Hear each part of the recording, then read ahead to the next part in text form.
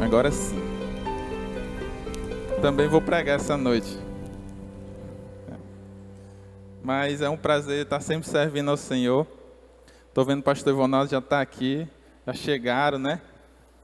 Eu ia dizer para a gente orar pelo retorno dos irmãos que estavam lá na EPL. Deus já trouxe em segurança, só temos que agradecer, né? Meus irmãos, vamos abrir nossas Bíblias no livro de Apocalipse, capítulo 3.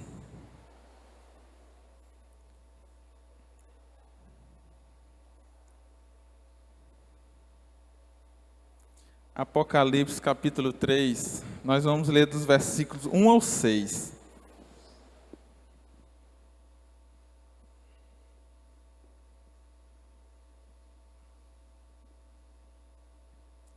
Apocalipse, capítulo 3, do 1 ao 6.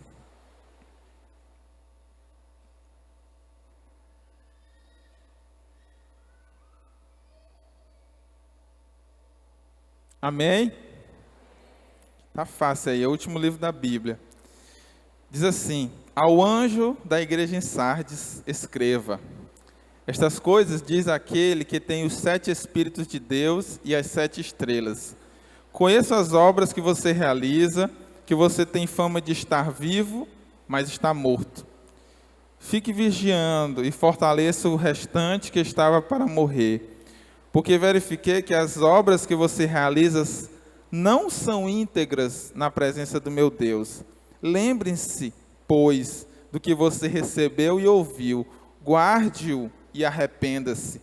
Se você não vigiar, virei como um ladrão, e você de modo nenhum saberá em que hora eu virei contra você. Mas você tem aí em Sardes umas poucas pessoas que não contaminaram as suas vestes. Elas andarão comigo vestidas de branco, pois são dignas. O vencedor será assim vestido de branco, e de modo nenhum apagarei o seu nome do livro da vida. Pelo contrário, confessarei o seu nome diante de meu Pai e diante dos seus anjos. Quem tem ouvidos, ouça o que o Espírito diz às igrejas. Amém. Vamos orar? Senhor maravilhoso Deus, nós te agradecemos, ó Deus, porque o Senhor é bom e o Senhor tem nos sustentado todos os dias. Que essa palavra, ó Deus, que o Senhor traz hoje para nós, essa palavra dita primeiramente à igreja lá na cidade de Sardes, tenha morado em nosso coração também. Que o Senhor possa falar conosco, que teu Espírito Santo venha nos trazer consciência, ó Deus, do estado da nossa vida, do estado das nossas almas, para que possamos nos arrepender se precisarmos disso, ó Deus, para que possamos reviver se estivermos mortos, Senhor. Que o Senhor seja aquele que fale, e a Ti, ó Deus, seja toda a honra e toda a glória. Em nome de Jesus, amém. Meus irmãos, essas cartas às igrejas lá do Apocalipse, elas são muito interessantes, porque é uma mensagem de Jesus às igrejas, e Jesus é bem específico e bem preciso em relação às coisas que estão acontecendo nas igrejas. Você pode ler as 7 cartas, está lá no começo do livro de Apocalipse, e é muito interessante você refletir sobre isso. As igrejas existiram realmente, e Jesus mandou uma mensagem para cada uma delas. Para todas as igrejas haviam críticas e haviam elogios. Somente uma igreja não teve nenhum elogio, apenas críticas. E na igreja de Sardes é muito interessante o contexto em que aquela igreja estava inserida. A cidade de Sardes era uma cidade em que a fama dela, a glória dela estava no passado. Um passado em que era uma cidade impenetrável. Os cidadãos daquela cidade eram cidadãos orgulhosos da fama que elas tinham. Porque era uma cidade que era muito fortificada. A cidade tinha muros grandes e fortes. Tinha colinas bem íngremes, o que fazia com que aquela cidade fosse uma cidade quase impossível de ser tomada por exércitos. E naquele contexto, daquela época, uma cidade fortificada era essencial para a segurança dos seus cidadãos. Então aqueles cidadãos, eles eram muito arrogantes, eles acreditavam que nunca seriam tomados, seriam invadidos por exército nenhum. Eles eram tão arrogantes que as únicas 2 vezes que eles foram invadidos foi por um furo que havia na muralha deles, e tanto o rei Ciro quanto Antíoco Epifânio, quando tomaram essa cidade, tomaram enquanto os soldados estavam dormindo, de forma sorrateira, de forma em que eles estavam despreparados. E esse sentimento de arrogância, orgulho, de serem impenetráveis, contaminava aqueles irmãos. Tanto é que Jesus, no versículo 3, ele diz isso, ele fala disso, ele diz, se você não vigiar, virei como ladrão, e você de modo nenhum saberá em que hora virei contra você. Os cidadãos da cidade sabiam bem o que isso significava, os irmãos da igreja sabiam, porque aquela cidade, quando foi tomada de forma que eles não esperavam. E Jesus fala, conhecendo o contexto, conhecendo todas as coisas, ele fala exatamente disso, para alertar aqueles irmãos da situação em que estava a vida deles. E aí uma coisa que é muito importante você saber sobre essa carta, e todas as cartas às igrejas, é que ela foi enviada para os irmãos, os crentes, os convertidos, os supostamente salvos de todas as igrejas. A mensagem de você tem fama que está vivo, mas está morto, não é para quem não conhece a Deus, não é para quem não se converteu, é para quem estava na igreja. A mensagem também que diz, eu estou à porta e bato, se alguém abrir a porta eu entrarei e cearei com ele, é também para a igreja. A igreja, eu não lembro qual o nome da igreja, ela tinha colocado Jesus do lado de fora. É muito importante nós termos sempre em perspectiva isso. A mensagem era para a igreja. E é interessante que a cidade de Sardes também era uma cidade muito degenerada, em que as pessoas viviam em luxúria, em prazer. E a igreja, pela mensagem de Jesus, havia se tornado como aquela cidade. Em vez de influenciar a cidade, a igreja se tornou influenciada. É nesse contexto que Jesus manda essa mensagem para a igreja. Tanto o contexto da cidade, quanto o contexto da própria igreja. Jesus afirma que aquela igreja, que já havia sido poderosa, que já havia sido viva, que tinha um grande nome, uma grande fama, ela não tinha mais vida. Essa mensagem de Jesus era dizendo que era necessário haver um reavivamento naquela igreja. Necessário haver uma mudança e que os irmãos da igreja pudessem acordar para olhar para si mesmo, para o seu estado espiritual. E Jesus fala de 3 situações, mas eu vou focar mais em duas. Dois tipos de irmãos que haviam naquela igreja. Jesus faz 2 constatações sobre o estado espiritual em que aqueles irmãos estavam. Lá no versículo 1, no final dele, Jesus diz, você tem fama que está vivo, mas está morto. É a primeira constatação que Jesus faz. Você tem fama que está vivo, mas está morto. Aquela igreja tinha um nome, uma fama, uma reputação que era muito respeitável. Todos achavam que aquela igreja ia tudo bem lá dentro. Todos estavam bem, estavam vivos e dedicados e buscando a Deus. É interessante que a igreja de Sardes, diferente da maioria das outras igrejas, ela não sofria com perseguições externas, elas não eram perseguidas, aqueles irmãos, não eram procurados, não eram presos, não eram mortos por causa do evangelho. Então ela estava isenta desses ataques que vinham de fora. Outra coisa que não acontecia naquela igreja, e acontecia nas outras, era que não havia falsas doutrinas sendo pregadas naquele meio, causando divisão, causando problemas dentro da igreja. Ou seja, os problemas mais comuns daquela época não existiam nessa igreja. Talvez por isso, quem olhava de fora pensava: essa igreja está ótima. Tudo vai bem naquela igreja, não tem nada de errado. Quem olhava de fora achava que a igreja estava perfeita. Ela parecia estar viva, dinâmica e buscando a Deus por causa de uma reputação que ela teve um dia. Mas a dura realidade é que a igreja vivia apenas de aparência. A maioria dos seus membros, Jesus ele diz claramente, estavam mortos. Mortos espiritualmente. Jesus está dizendo que aqueles irmãos não eram cristãos verdadeiros. Eles não eram convertidos. Não eram. E o que é mais triste é que, assim como Jesus diz que aquela igreja tinha uma fama de estar viva, mas não estava, é que eles pareciam bem. Quem olhasse de fora não ia dizer que aquela igreja tinha gente morta. Não ia dizer que aquela igreja estava indo de mal a pior.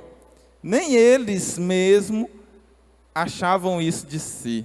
Nem eles mesmos diriam: nós estamos mal, nós estamos mortos, por causa da fama que a igreja tinha. Era considerada uma igreja muito viva, muito atuante, mas era apenas fachada. A reputação daquela igreja era apenas diante das pessoas, mas não diante de Deus. Quem conhecia a igreja e a sua reputação dizia que eles estavam bem, estavam vivos. Mas Jesus dizia exatamente o contrário. Até porque a gente sabe que Deus não vê como o homem vê. Nós somos apegados e terminamos considerando, dando mais importância à aparência das coisas. Agora a Bíblia diz que Deus olha o coração. Deus olha a nossa essência, aquilo que está por baixo de tudo que nós nos esforçamos para mostrar para as pessoas. Deus olha o que ninguém olha, o que ninguém vê. E olhar o coração é olhar a essência e é ver a realidade das nossas vidas, e não o que parece ser. Nós podemos nos esforçar muito para mostrar que estamos bem, mas aquilo ser só uma mentira, que na verdade nós estamos mal. Imagine isso. Imagine você hoje. Como é que as pessoas veem você? Como você se vê? As pessoas que convivem com você ao seu redor, o que elas diriam sobre você? Você está vivo, que você está firme em Deus, que você busca Deus? Qual é a sua reputação diante das pessoas? É muito fácil a gente enganar às vezes as pessoas, né? Demonstrando que somos aquilo que não somos. Mas diante de Jesus nós não podemos argumentar. Jesus diz nesse texto inclusive isso: eu conheço as suas obras. Jesus ele não estava avaliando aqueles irmãos a partir da reputação que eles tinham, a partir da opinião deles mesmos. Ele estava dizendo: eu conheço as suas obras. Não venha tentar argumentar comigo e dizer que você está vivo, porque eu sei o real estado da sua vida. A nossa tendência, na verdade, é essa. Nós não costumamos pedir para Deus nos avaliar. Nós temos a tendência também de não olhar para a Bíblia e nos avaliar a partir do que a Bíblia diz. Sabe qual é a nossa tendência? Nossa tendência é olhar para as pessoas que estão ao nosso redor, e se nós estivermos parecidos com eles, com a maioria, nós ficamos tranquilos.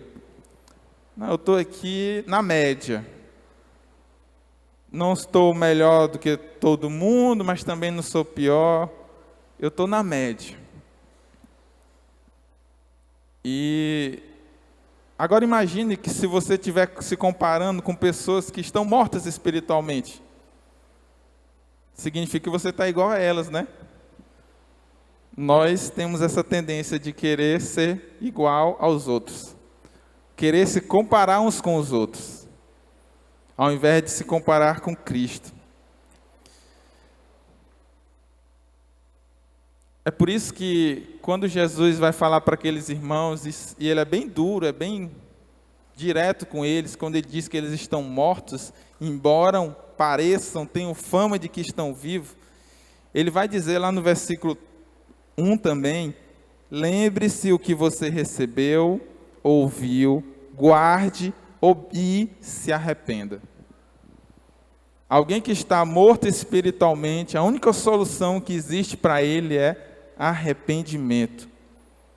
Reconhecer a sua situação, reconhecer que você não tem um relacionamento com o Senhor e que você precisa mudar drasticamente a sua vida.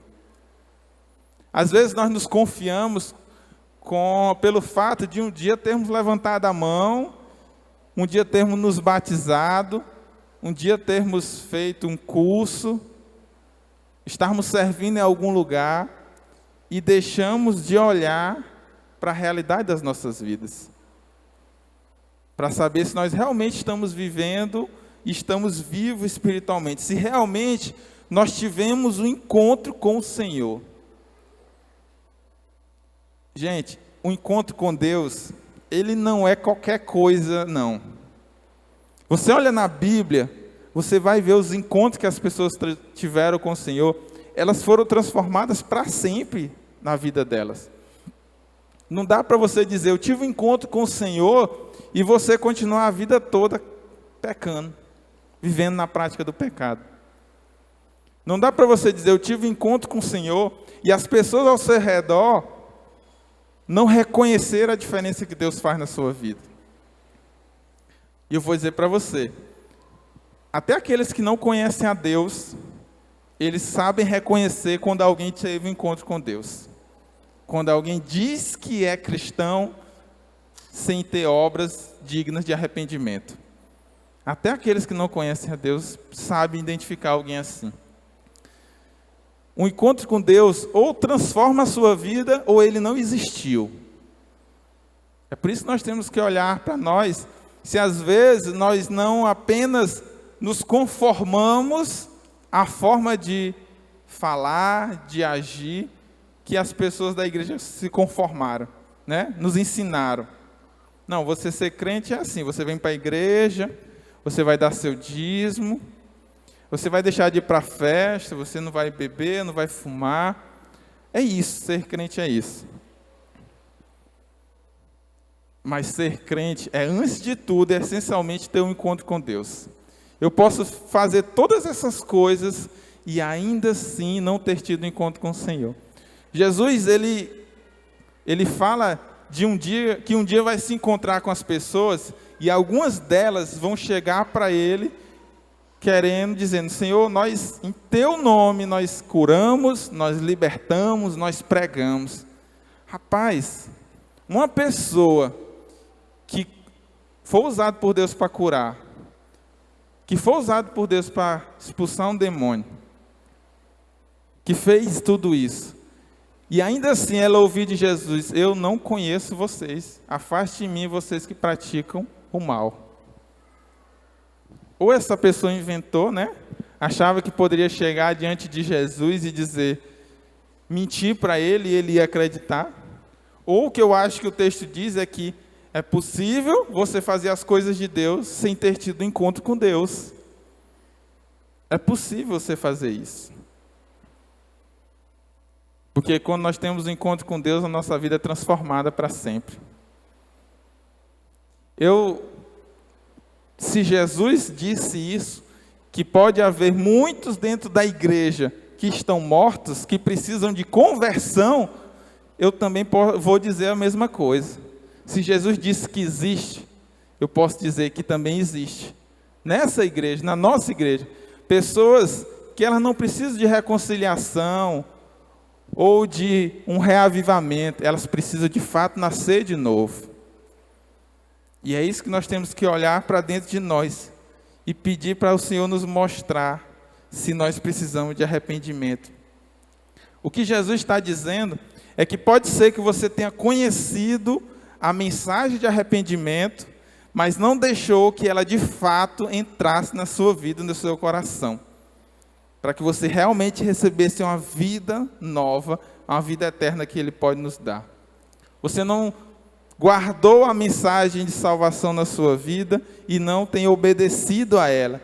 Você não tem vivido de acordo com a palavra de Deus e você precisa se converter. É essa a mensagem que o Senhor Jesus dá.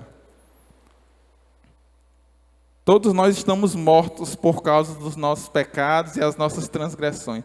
E a menos que haja arrependimento e que nós reconheçamos que somos pecadores, peçamos a Deus o perdão dele. Se não houver isso, nós não seremos ressuscitados. Lá em Efésios 2 diz que nós estamos mortos por causa das nossas transgressões e pecados. E Deus, na sua misericórdia, nos vivifica em Cristo. Talvez você precise ser vivificado, porque você está morto. Onde há morte, só o Senhor pode fazer surgir vida. Falando e repetindo mais uma vez, Jesus estava falando para os irmãos daquela igreja, pessoas que se diziam crentes, mas estavam mortos. Eles continuavam perdidos. E o destino daqueles que não têm um encontro com Cristo é a morte e o inferno. É esse o destino. Falar de inferno na igreja de hoje parece estar fora de moda. Parece que a gente tem medo de falar, com medo de afastar as pessoas. Mas só existe 2 destinos eternos para o homem. Ou o céu, o paraíso com o Senhor, ou o inferno. E aí nós temos que olhar para a nossa vida e pensar assim: Paz, isso não é brincadeira.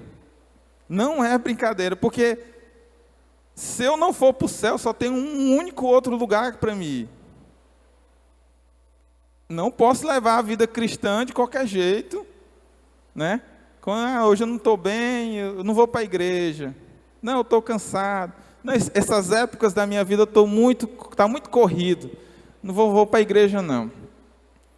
Meu irmão, se você realmente teve um encontro com o Senhor, está na comunhão com os irmãos, em comunhão com Deus, é a coisa mais prazerosa que você vai ter para fazer. É aquilo que você mais sentir necessidade de fazer, é estar em comunhão com Deus e estar em comunhão com seus irmãos. É isso que nós temos que pensar e não levar na brincadeira.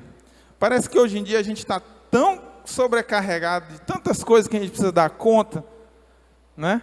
A gente precisa trabalhar muito, porque a gente tem muitas contas para pagar, tem viagens para fazer, tem bens para adquirir, e para comprar novos bens, que aquele já passou, né? Passou 1 ano, 2 anos, eu tenho que comprar novos, eu tenho que viajar para outros, meus amigos estão viajando, eu tenho que viajar também, eu tenho que estar em forma, fazer uma dieta, eu tenho que ir para a academia, eu tenho que ter um hobby, eu tenho que postar as coisas na internet para as pessoas verem a minha vida perfeita.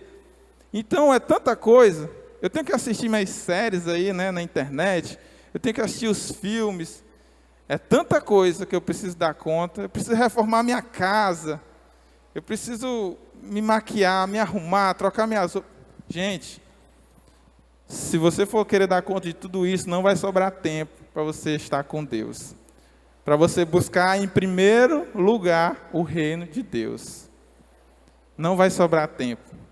E às vezes a gente está levando a vida cristã como mais uma atividade no meio da nossa semana corrida. E às vezes não dá, às vezes eu estou cansado, então eu não vou orar hoje, eu não vou para a igreja hoje.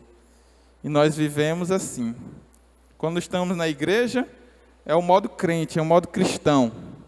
Mas aí o resto da semana é trabalhando, é estudando, é dando conta das coisas, e Deus fica de lado, porque nós não temos tempo, nós estamos cansados, nós estamos esgotados.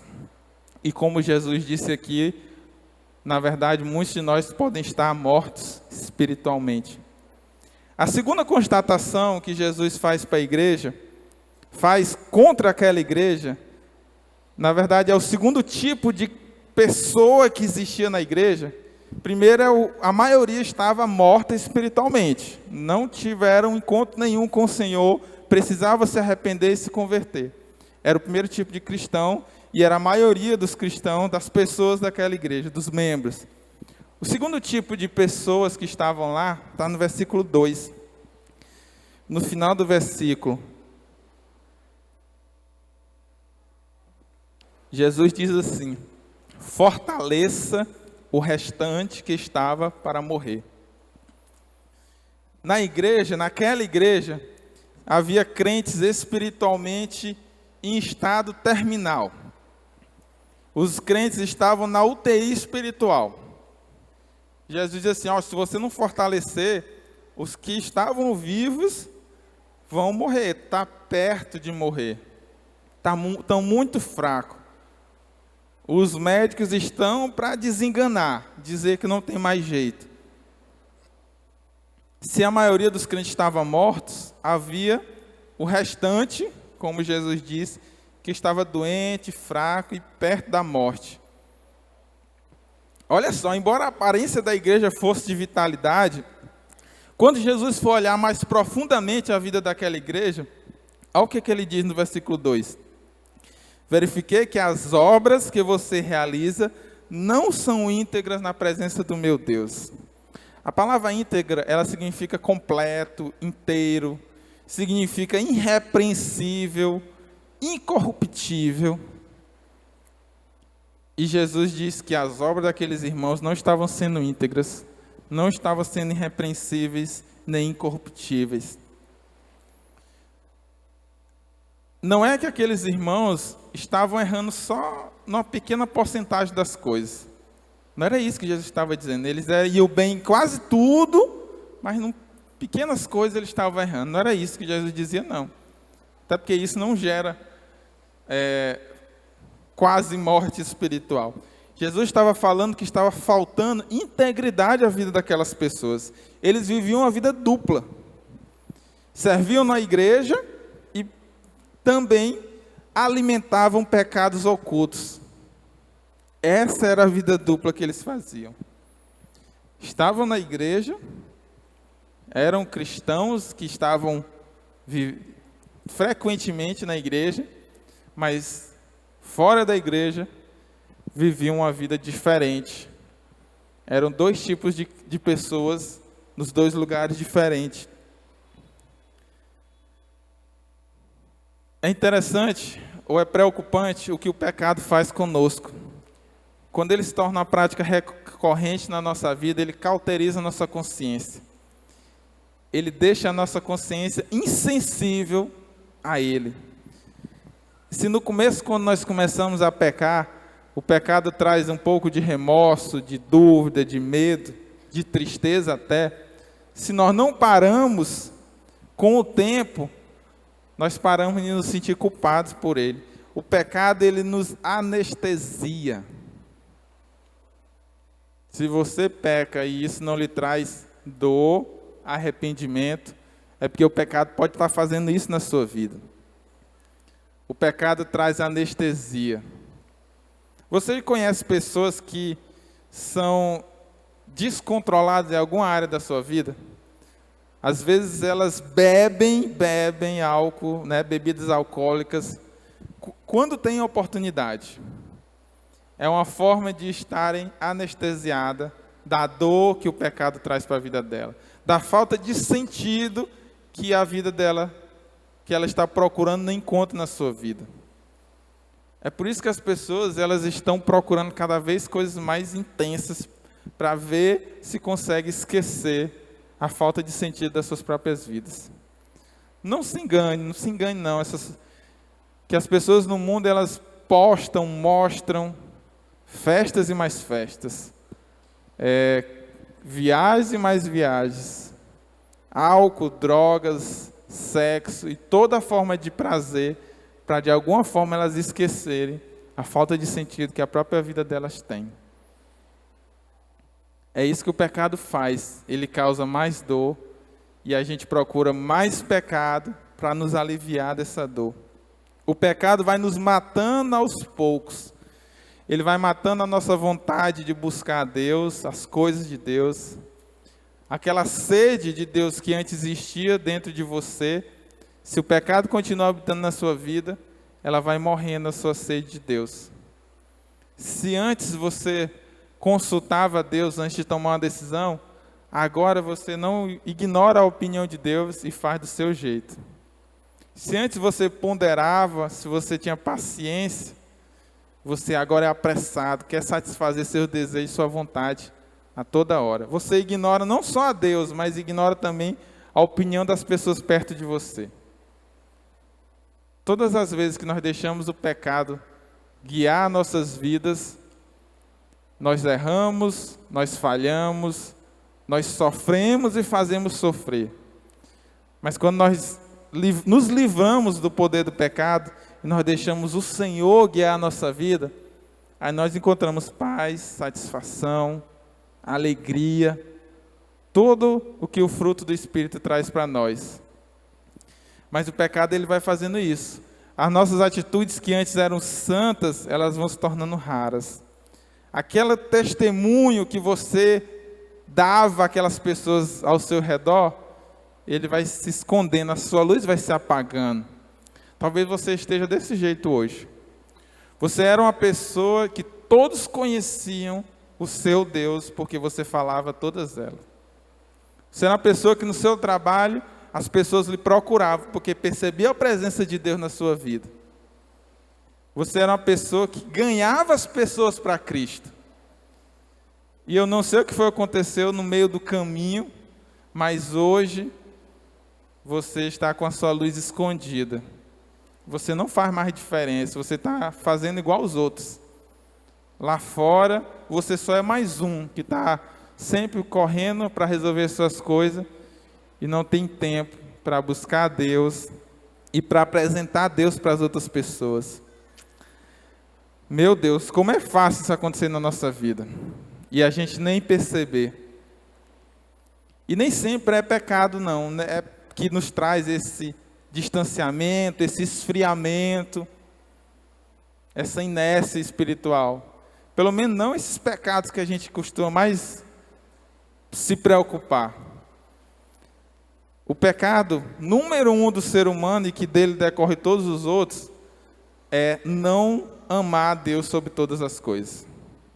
Quando nós colocamos outras coisas na frente de Deus, quando nós estamos ocupados demais com coisas até boas, legítimas, nos falta tempo para buscar a Deus de todo o nosso coração, e Deus já não é mais nossa prioridade. Quando você olha a sua vida espiritual, como é que você está hoje? Comparando como você era antes. Será se hoje você está no auge da sua forma espiritual? No auge da sua busca com Deus? Ou você pode dizer assim: eu já busquei mais a Deus. Eu já tive mais tempo para Deus. Eu já amei mais a Deus. Eu já servi mais a Deus. Eu já ouvi mais a voz de Deus do que eu ouço hoje. Eu já fui mais usado por Deus do que eu tenho sido usado hoje.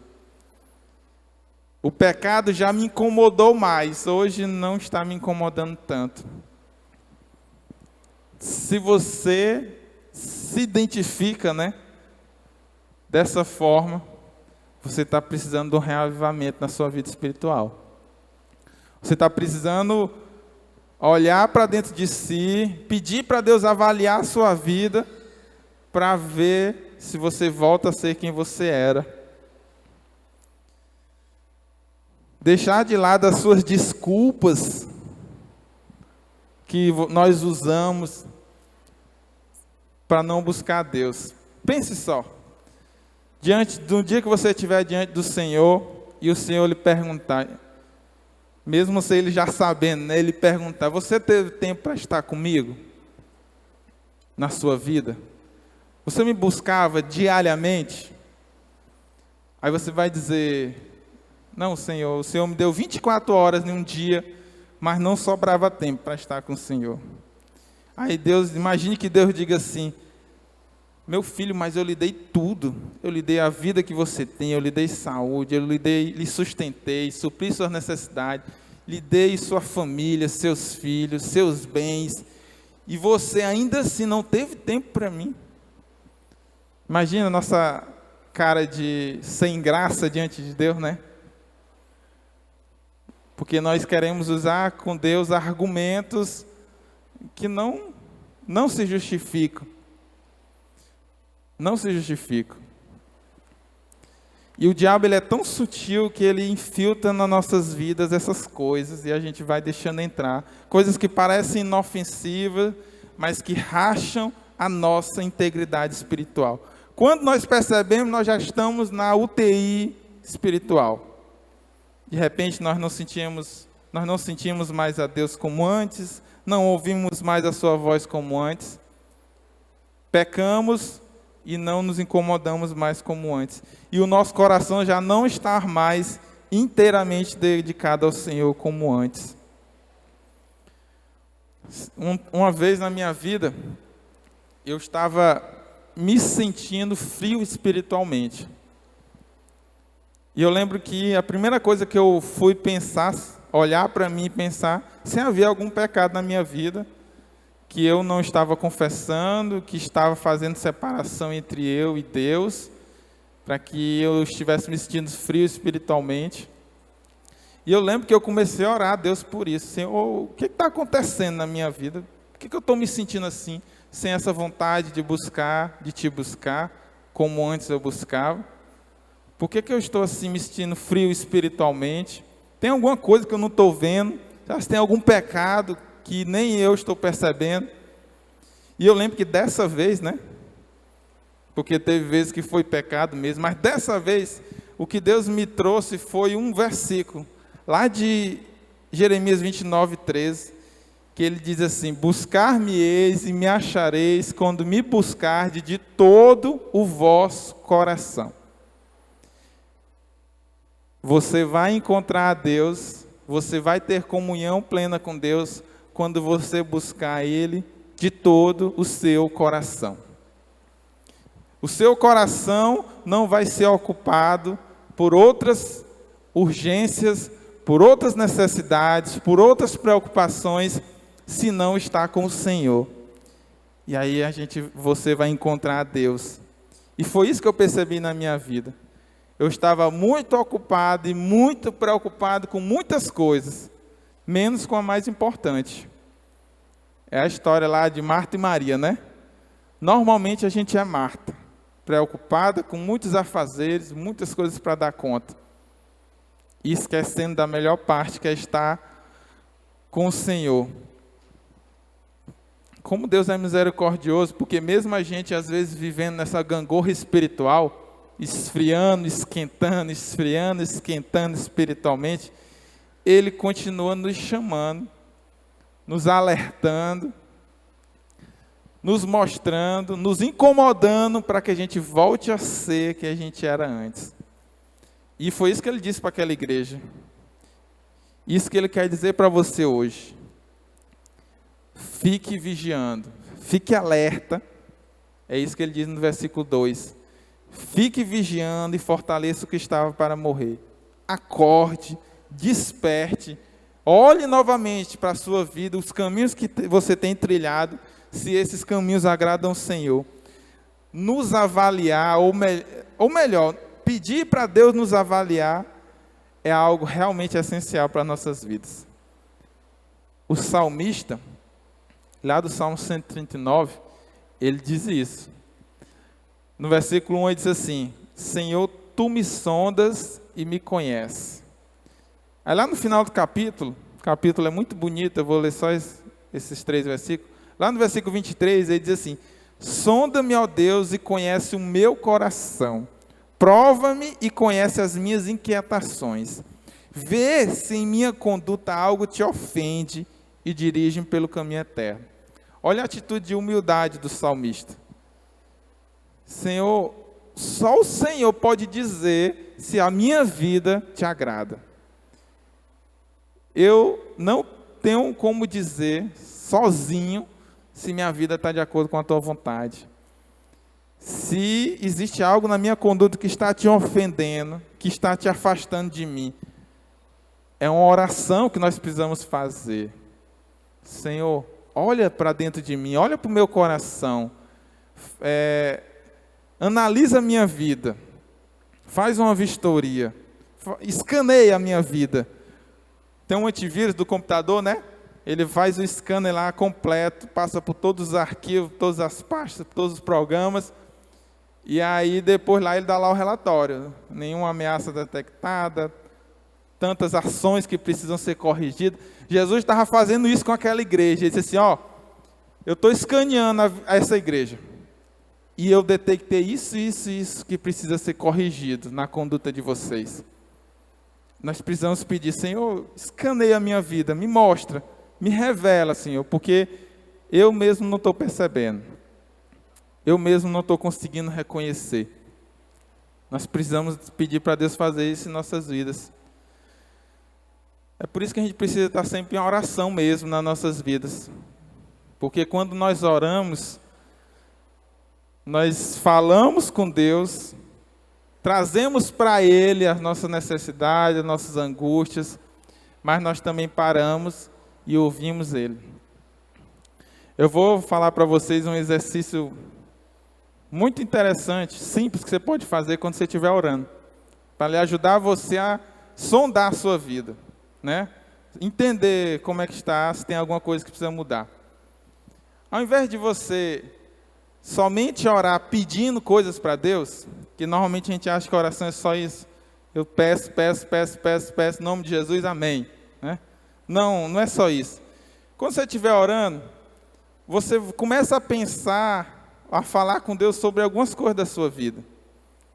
Alguma decisão que você precisa tomar. Senhor, me dá uma direção sobre isso. Me traz uma paz sobre essa situação que eu quero fazer. Sobre o relacionamento, você pensa ou fala para Deus, Senhor, isso aqui, sem pedir nada, só pedindo para Deus sondar mesmo. Senhor, esse relacionamento aqui que eu estou vivendo, o Senhor aprova? O que o Senhor acha disso? Senhor, lá no meu trabalho, eu estou te agradando lá no meu trabalho? Você vai começar a perguntar para Deus, né?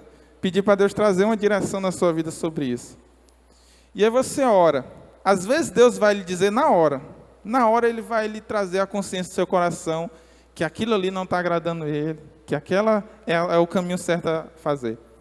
Muitas vezes Deus vai falar com você depois, através de umas circunstâncias que só você e Deus sabem que vai ser a resposta dele. Talvez Deus vai trazer uma pessoa, Deus vai revelar para ela lá, você está passando por isso. E Deus faz isso também. Nós somos um corpo, e os dons que Deus distribui ao corpo, eles devem ser usados para a edificação do corpo. Às vezes Deus vai usar uma pessoa para lhe trazer uma mensagem também. É claro que você não precisa acreditar em tudo que as pessoas dizem. Você pode pedir para Deus trazer uma confirmação, se aquela palavra vem dele. Você deve fazer isso. Mas faça isso, ao invés de você ficar somente pedindo a Deus, peça também, mas peça para Ele lhe sondar. Senhor, minha vida, meu relacionamento, meu trabalho, meu destino, meu futuro, o que é que o Senhor quer que precise mudar? E aí se você estiver na fase terminal, como Jesus falou aqui, Deus vai começar a apontar. Mas é exatamente por isso que a gente não gosta de orar. Porque a gente às vezes já até sabe o que deve fazer. E quando a gente vai orar, Deus vai nos dizer o que a gente tem que fazer, qual é a conduta correta. É igual a gente quando a gente está fazendo uma coisa que o nosso amigo não vai gostar. Tem gente que se afasta do amigo porque não quer ouvir a condenação que o amigo vai trazer para a vida dele. Deixa o amigo. Né? Tá namorando e esse relacionamento aí não está lhe fazendo bem. Aí o amigo vem lhe aconselhar, vem lhe tentar lhe ajudar. Aí você não quer ouvir o amigo. Você quer continuar no caminho errado que você está continuando. Aí você se afasta do amigo. Ele esteve com você a vida toda, mas na hora que ele fala algo que lhe desagrada, você se afasta dele. Às vezes a gente faz isso com Deus. Deus, nós contamos com Ele enquanto Ele concorda com a gente. Quando Ele parar de concordar, eu nem chego perto dele, para que eu não possa ouvir uma palavra de repreensão ou de condenação. E aí que a gente erra muito e sofre muito mais do que a gente deveria nas nossas vidas. Que o Senhor possa ter falado com você, né, ao seu coração, Ele que conhece a sua vida por inteiro. E se nós queremos viver um avivamento, reacender a nossa paixão como igreja, nossa paixão, nosso desejo de buscar Ele, isso tem que começar na vida de cada um, cada pessoa. Deus precisa despertar em você. E você precisa pedir para Deus despertar a sua vida. Deus, Ele é todo poderoso, mas Ele nos dá o livre-arbítrio para a gente escolher entre buscar Ele ou não buscar Ele.